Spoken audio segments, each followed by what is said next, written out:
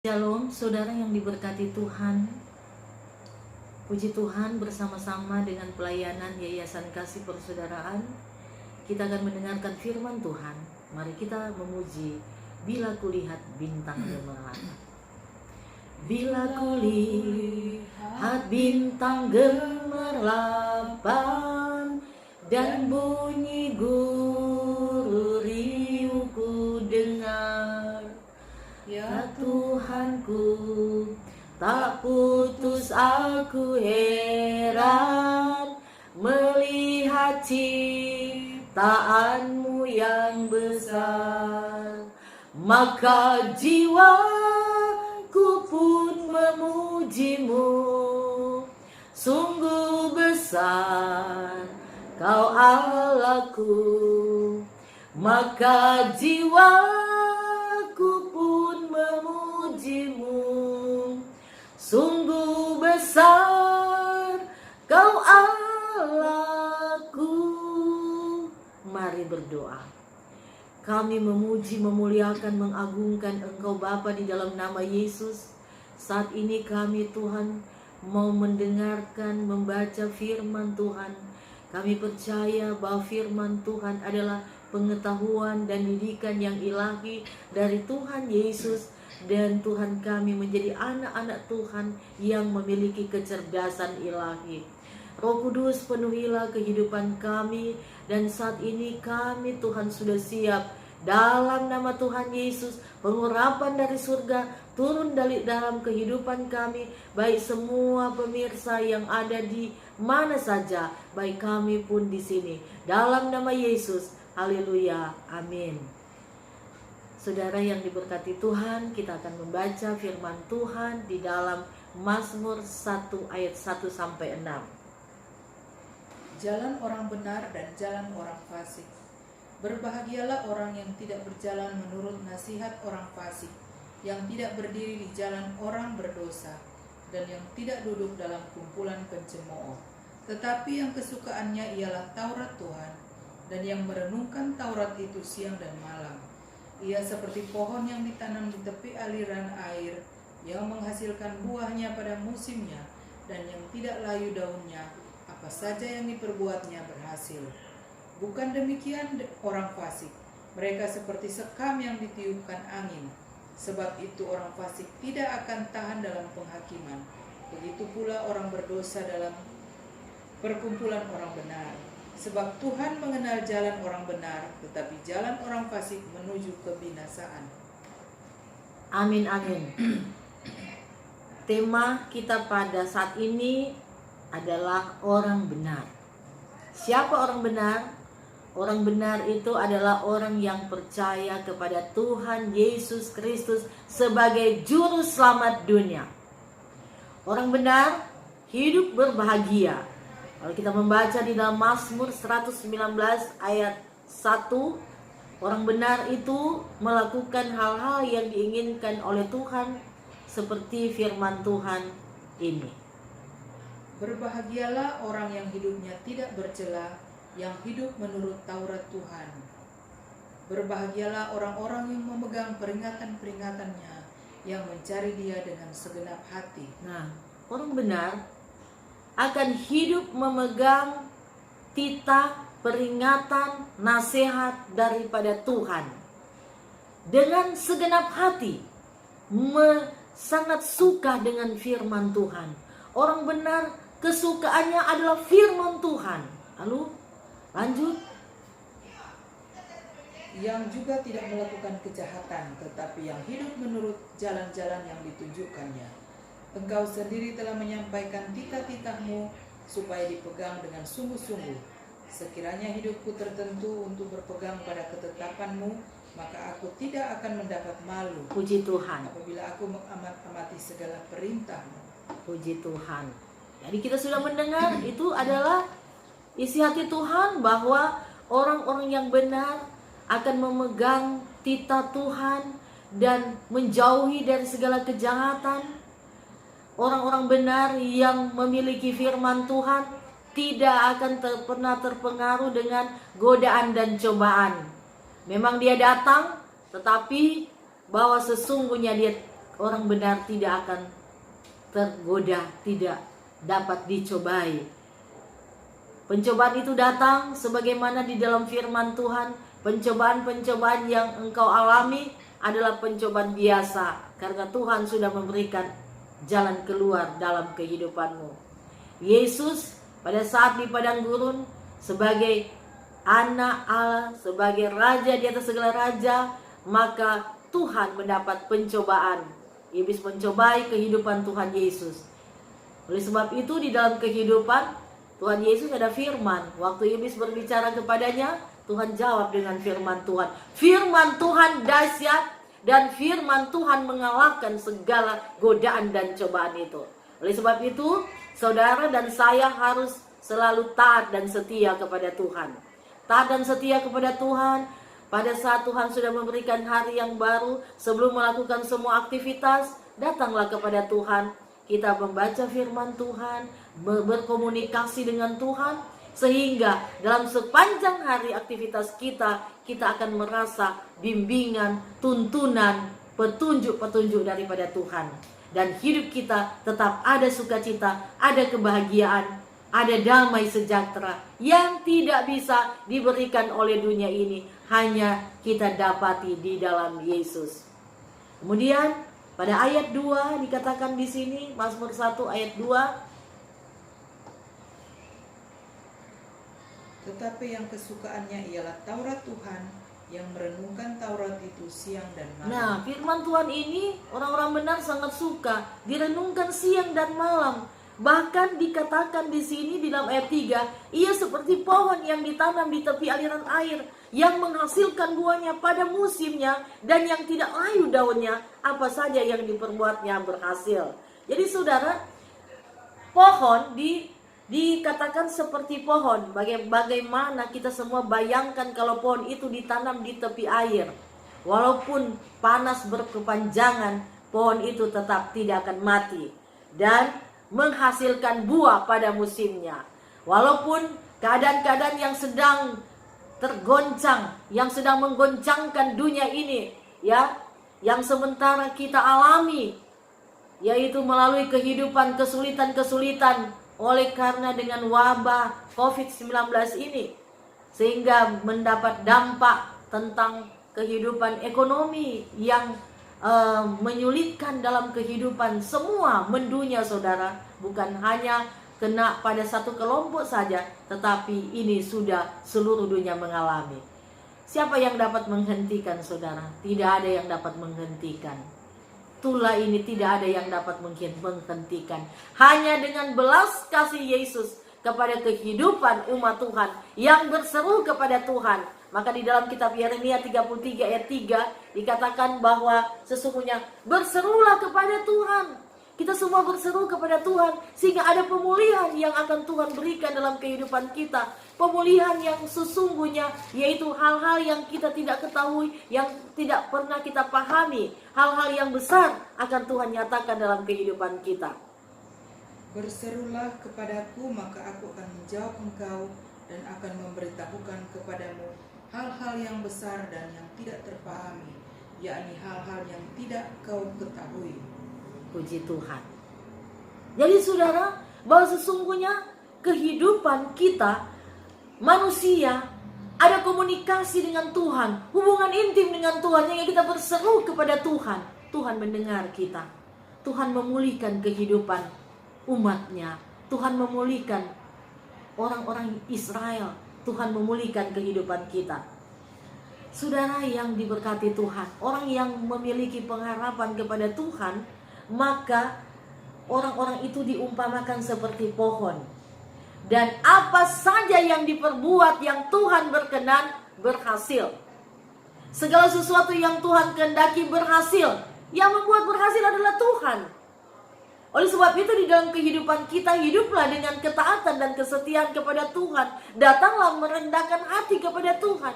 Bagaimana kita merendahkan hati kepada Tuhan? Seperti kita pada sore hari ini, kita ada di hadirat Tuhan, kita sedang menikmati keindahan ilahi. Kita ada di tempat yang permai. Di dalam kitab Mazmur 16 di situ, bahwa saudara, Daud mengatakan, pernyataan Daud, miktam daripada Daud, bahwa Daud mengatakan hanya Tuhan yang baik dalam kehidupanku, ya. Hanya Tuhanlah yang menjadi kesukaan Daud. Daud adalah orang yang menyenangkan Tuhan.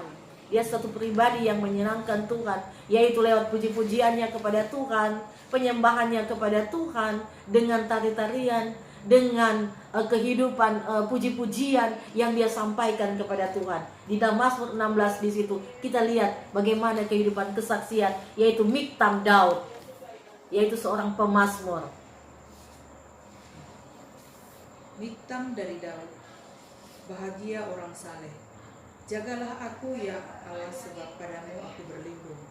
Aku berkata kepada Tuhan, Engkaulah Tuhanku, tidak ada yang baik bagiku selain Engkau.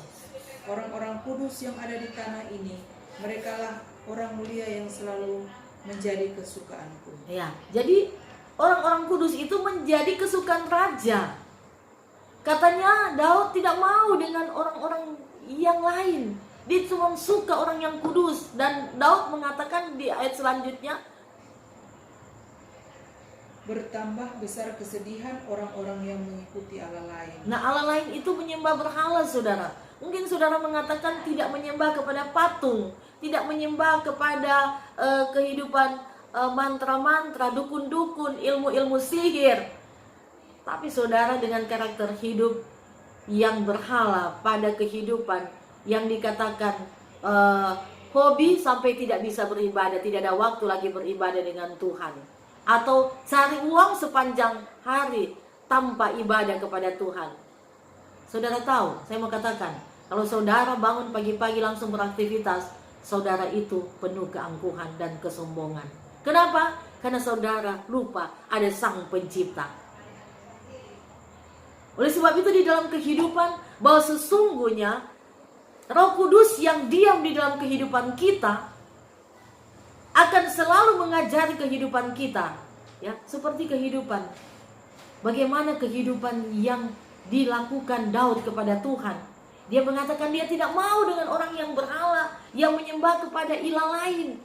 Banyak kehidupan manusia saat ini di kolong langit ini tidak tahu, mereka dibutakan dengan ilah zaman ini. Mereka dibutakan dengan kehidupan, giuran-giuran dunia, kemegahan-kemegahan dunia, sehingga menyembah kepada batu-batu, menyembah kepada ilmu-ilmu mantra, sihir.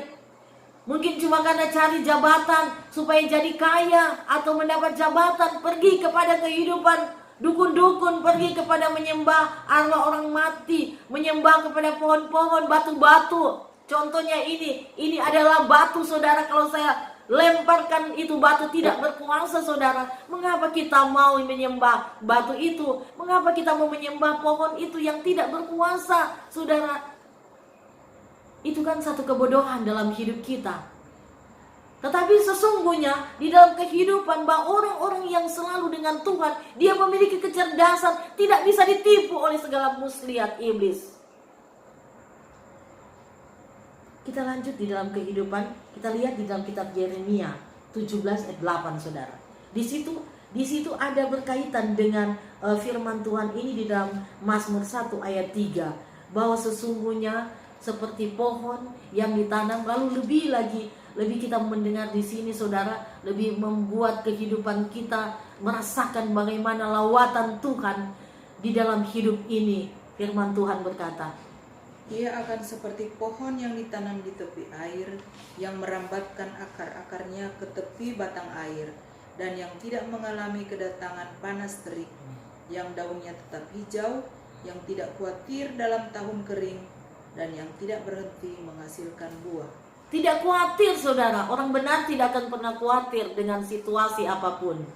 Firman Tuhan berkata di dalam kitab Hagai, saudara, Hagai 2. Kalau saudara membaca di Hagai 2 itu, bahwa sesungguhnya sedikit waktu lagi aku akan menggoncangkan langit dan bumi, sehingga barang-barang yang indah-indah itu akan mengalir ke rumahku. Siapa itu rumahku? Ini kita, saudara, baiknya Tuhan.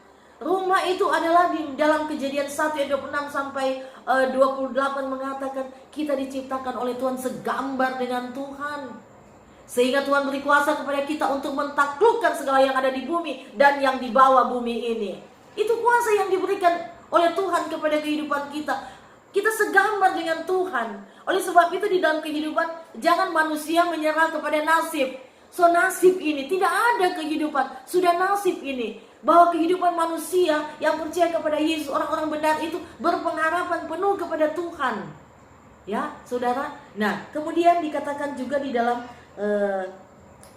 ini adalah kehidupan tentang kefasikan dunia, saudara. Ayat 4. Jadi ada dua perbedaan, saudara. Orang benar dan orang fasik. Firman Tuhan ayat 4. Mazmur 1 ayat 4. Bukan demikian orang fasik, mereka seperti sekam yang ditiupkan angin. Saudara, luar biasa sekali orang fasik seperti sekam yang ditiupkan angin. Tidak ada kelihatan lagi, saudara. Jadi begitu ringannya, saudara, begitu benar-benar tidak ada kekuatan apa-apa orang fasik, saudara. Kemudian firman Tuhan, saudara, kita melihat di dalam kitab tadi yang kita lihat di dalam kitab Mazmur 119 itu, bahwa yang mempermalukan kehidupan kita adalah iblis. Oleh sebab itu jangan selalu salahkan, jangan dengan cepat menyalahkan, kenapa Tuhan saya begini. Tuhan Yesus tidak pernah salah. Tuhan Yesus itu adalah benar, agung dan mulia, berkuasa dan mengasihi kehidupan saudara dan saya. Kalau kehidupan kita mendapat masalah, mungkin kita dikecewakan, mungkin kehidupan kita disakiti oleh sesama kita. Apakah istri, suami kita, anak-anak kita, tetangga, saudara kita, teman sekerja kita, siapapun yang menyakiti kita, kita bukan melawan darah dan daging. Efesus 6 ayat 10 tentang perlengkapan senjata Allah, tentang perlengkapan rohani. Di situ bahwa kita bukan melawan darah dan daging, yaitu manusia. Tapi apa yang kita lawan, saudara? Firman Tuhan katakan di dalam Efesus 6 ayat 10. Kita dengar, saudara. Akhirnya hendaklah kamu kuat di dalam Tuhan, di dalam kekuatan kuasa-Nya. Kenakanlah seluruh perlengkapan senjata Allah supaya kamu dapat bertahan melawan tipu muslihat iblis. Karena perjuangan kita bukanlah melawan darah dan daging, tetapi melawan pemerintah-pemerintah, melawan penguasa-penguasa, melawan penghulu-penghulu dunia yang gelap ini, melawan roh-roh jahat di udara. Sebab itu ambillah seluruh perlengkapan senjata Allah supaya kamu dapat mengadakan perlawanan pada hari yang jahat itu dan tetap berdiri sesudah kamu menyelesaikan segala sesuatu. Jadi berdirilah tegap, berikat pinggangkan kebenaran dan berbaju sirahkan keadilan. Nah, saudara, kita bukan melawan manusia itu darah dan daging, kata firman Tuhan. Tapi yang kita lawan itu segala penguasa angkasa roh jahat yang ada di udara. Lalu apa? Apa yang akan kita lakukan, saudara, untuk melawan itu? Dengan berkasutkan. Lanjut kita baca, saudara. Kita dengar. Kalau saudara ada di rumah, siapkan Alkitab dan kita baca. Pada saat kita ungkapkan, perkatakan firman Tuhan itu berkuasa. Jadi berdirilah tegap, berikat pinggangkan kebenaran dan berbaju sirahkan keadilan. Kakimu berkasutkan kerelaan. Nah, kakimu berkasutkan kerelaan memberitakan Injil Tuhan. Saudara, bukan seperti saya saja untuk memberitakan Injil, bukan nanti seperti saya memberitakan Injil di banyak orang atau memberitakan Injil di mimbar. Tetapi pada saat kehidupan saudara di mana saja berada, saudara bisa memberitakan Injil Tuhan. Saudara, saya ingat waktu Tuhan boleh mengizinkan saya melayani waktu itu di Menteng, ya saudara, di Jakarta. Ya, kemudian di situ saya digerakkan Tuhan untuk melayani di rel kereta api. Saya berjalan di situ, saudara, dan bertemu dengan ada beberapa orang, ada pengemis, ada seorang muda, dia mengatakan dia mau cari kerja di Jakarta, tetapi tidak dapat pekerjaan jadi penodong di lampu merah, saudara, di stopan. Tetapi pada saat kehidupan saya menyampaikan tentang Yesus Kristus, dan pada waktu itu si pengemis-pengemis itu dia mengatakan, kami juga ibu bergereja di Jalan Cimahi nomor 23. Nah, Ini orang-orang pengemis ini, saya sebagai utusan Tuhan, waktu saya mendengar, saya sudah ketemu dengan pengemis dulu ini, dan dia sudah mengatakan mereka ibadah setiap hari Rabu jam 9 di Jalan Cimahi. Lalu saya katakan kepada tim, ayo kita ke pelayanan, kita masuk gereja bersama-sama dengan orang-orang yang namanya kaki lima. Nah, setelah sampai di situ, karena kami adalah tim pelayanan, langsung bergabung dengan gereja yang ada, dengan pelayanan yang ada, dan semua orang yang datang itu adalah kaki lima, tidak duduk di kursi saudara, duduk di lantai dan mendapat pelayanan dari Tuhan Yesus melalui pelayanan yang ada di gereja itu, saudara. Saya melihat di belakang saya, memanggil saya melihat di belakang saya seorang yang saya bertemu di rel kereta api, namanya Yusak, saudara. Puji Tuhan, saudara, begitu sederhananya. Tetapi Roh Kudus tidak sederhana. Roh Kudus dahsyat. Roh Kudus mengasihi. Roh Kudus dapat mengubahkan hati manusia. Roh Kudus itu adalah penyayang. Roh Kudus itu penuh belas kasih, mengasihi kepada siapapun juga. Itulah kehidupan sebagai orang-orang yang benar. Kita menjadi utusan-utusan Tuhan. Kita ada di dunia ini, kita harus melayani Tuhan, saudara. Dan Tuhan punya cara untuk melayani, untuk memakai kita melayani Tuhan. Apakah kita ada di rumah, kita berdoa untuk pelayan-pelayan Tuhan, untuk bangsa dan negara, untuk orang-orang yang belum mengenal Yesus. Saya mengajak saudara pada saat ini, marilah kita sama-sama, saudara, untuk datang dan melayani akan Tuhan. Karena Tuhan sudah terlebih dahulu melayani akan kehidupan kita. Saudara yang diberkati oleh Tuhan, saat ini apapun yang engkau alami, saya percaya firman Tuhan dapat menolong engkau. Firman Tuhan dapat memulihkan engkau. Mungkin saat ini engkau sedang tergeletak sakit. Mungkin saat ini engkau dalam masalah, engkau merasa berat, engkau merasa engkau tidak sanggup. Mungkin engkau hilang pengharapan. Saat ini Yesus datang dan melawat engkau. Yesus mengasihi engkau. Yesus tahu akan kehidupan engkau. Saat ini ada kehidupan engkau merasa engkau berada di kursi roda. Mungkin engkau mengatakan saya harus dituntun. Tetapi engkau percaya, saudara, ada harapan. Engkau sedang dituntun oleh Tuhan. Manusia terbatas menuntun engkau, tapi Tuhan sangat luar biasa untuk menuntun engkau. Saat ini engkau merasakan di dalam kehidupan bahwa sesungguhnya Roh Tuhan ada bersama dengan engkau dan memberikan penghiburan. Engkau sedang disakiti, engkau mendapat penghiburan daripada Tuhan. Jadilah engkau sebagai orang yang benar, orang yang mengasihi Tuhan, orang yang memiliki keberkatan daripada Tuhan, orang yang menjadi surat yang terbuka dan dibaca oleh semua orang. Puji Tuhan, saudara. Firman Tuhan menjadi berkat dalam kehidupan kita. Mari berdoa. Lawatan Tuhan melalui kebenaran firman. Kami percaya melawat setiap yang sakit disembuhkan oleh Tuhan. Yang dalam masalah diberikan jalan keluar oleh Tuhan. Ada rumah-rumah tangga yang mengalami Tuhan Yesus kehancuran. Saat ini Bapa, kami percaya rumah tangga dipulihkan oleh Tuhan. Ada saling mengampuni satu sama lain. Kami percaya pemulihan terjadi.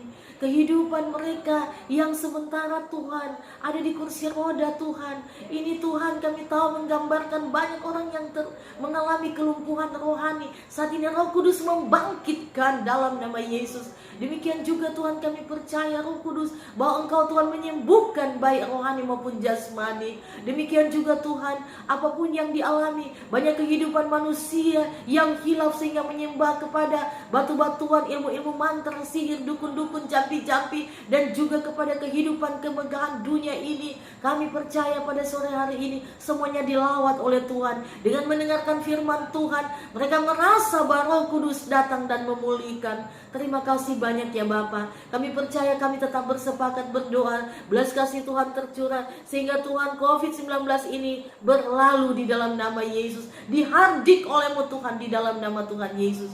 Terima kasih banyak Bapa.